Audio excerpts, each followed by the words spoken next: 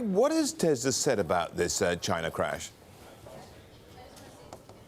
Right, the driver in this very sad incident was the son of the owner of the car. So Tesla has been trying to get into touch with the family of this driver who died in January, but they say that the family has not been responsive. The problem here is that the accident was so bad that the system was damaged beyond the point where Tesla is able to tell whether the autopilot system was engaged during the time of the crash. And that's very important here because autopilot obviously has been under a lot of scrutiny. There was an accident in the U.S. back in May in Florida where a driver died in a incident where autopilot was engaged.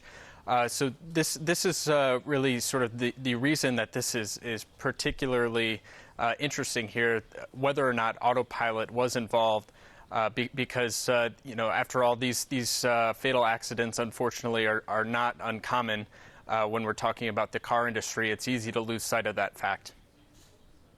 Well, how are the policymakers there in China approaching autonomous driving technology, at least from a regulatory standpoint, I suppose? Right, they're wading carefully into this space. So you have seen some companies make a lot of noise about this. You saw Chang'an make news earlier this year at a car show where they were going to do a long trip with a self-driving car. You have Geely, which owns Volvo and has a lot of technology in this space, really pushing the regulators along. But the regulators in China have asked that car companies put a stop to on-road testing of self-driving systems. And you've seen the companies respond with some concern about this sort of setting back development of these systems.